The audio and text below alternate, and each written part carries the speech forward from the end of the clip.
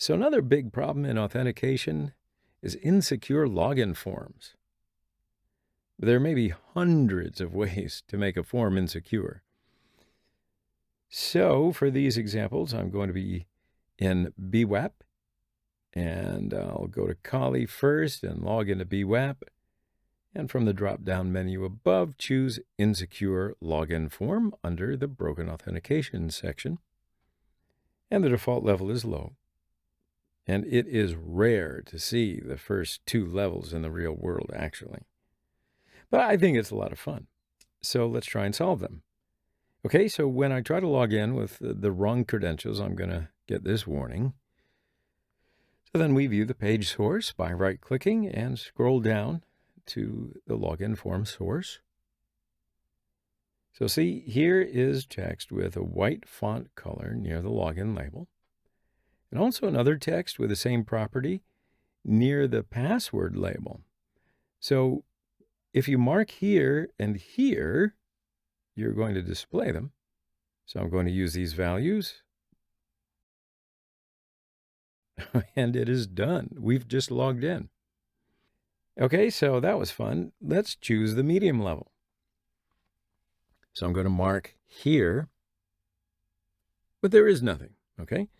So view the page source again, scroll down to login form, and here there are no hidden values. But see over here, the submit button, have a look. You're going to see it executes a JavaScript function. Now, I think this is the first function that we've seen opening the source. So here's the function. I don't think it's very hard to guess, huh? It uses some of the characters in the string to create a password. And again, it's really a load of fun. To get the password from this function, just copy it and open Developer Tools. Go to Settings from here and check Scratchpad to enable the tab, and go there. So clear here and paste the function. I'm going to just zoom in a little bit here. Okay, so we don't need these lines. And to see the result, I'm going to add here return secret and an alert message to view the result.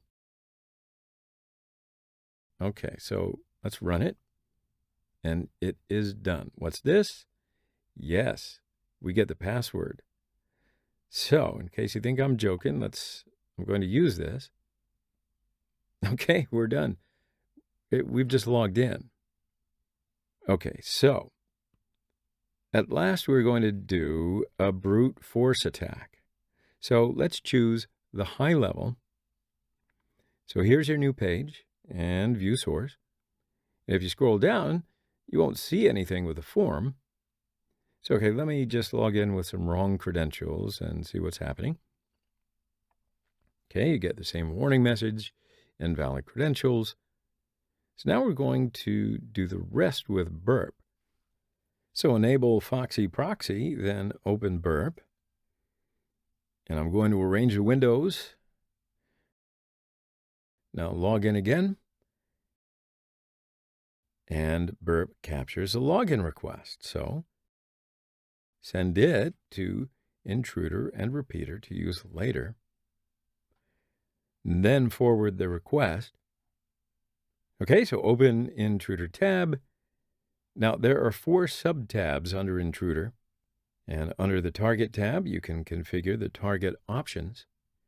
For example, you may force it to use HTTPS. And then go to the Positions tab. Then here you can configure where and what to brute force. So burp heuristically selects some parameters to attack, but we don't need them all. So you can clear them, and let's just use only the password and username.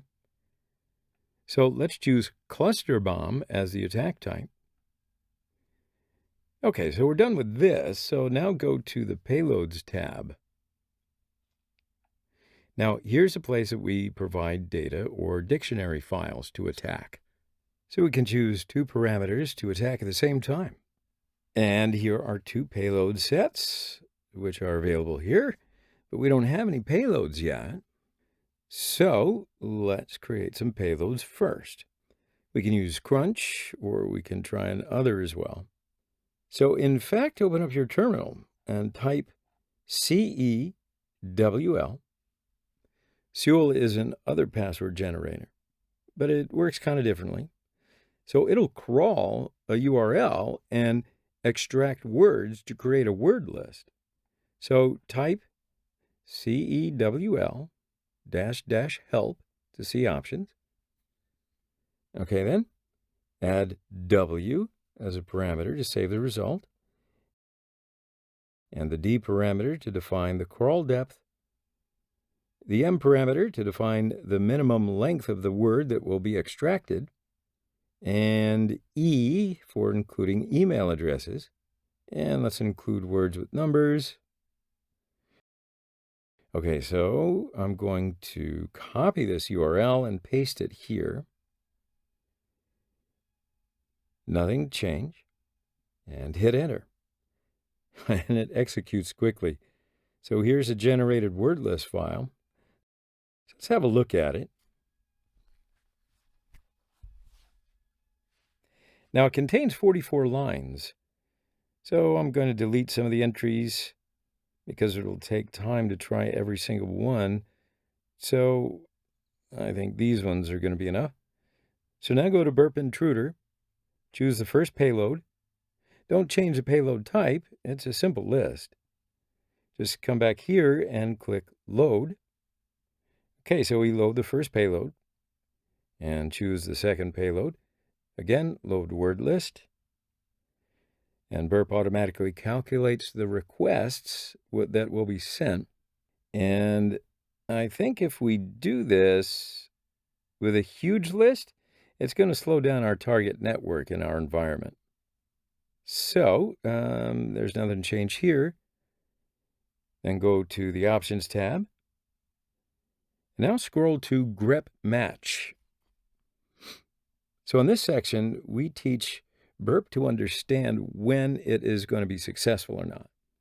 So then Burp will send each login request that contains values from our payload list, and then analyzes the associated responses. And then that way, if Burp matches something in the response with these strings, it can mark that request for us. So these strings are not useful in our scenario, right? So I'm going to clear them. And then I'm going to copy this warning on the page and paste to add it here. And then I'm going to check this box to make Burp flag the resulting items containing this warning. All right. All right, so there's nothing more to configure here. So let's go up and start the attack. So this is the attack window. And we can wait a little bit for it to finish. And looky here, Burp flags all the result items containing this warning. Now, if a result doesn't contain this warning, it means that we're successfully logged in. You get it? So let's click this unchecked line. And below are the details of the request present. It tries bees and bug. So look at the response. Here's a successful login message. Okay, so obviously this is a very basic brute force attack to an insecure login form. Don't worry, we are going to do a little more advanced ones in the next videos, but you get the concept, right?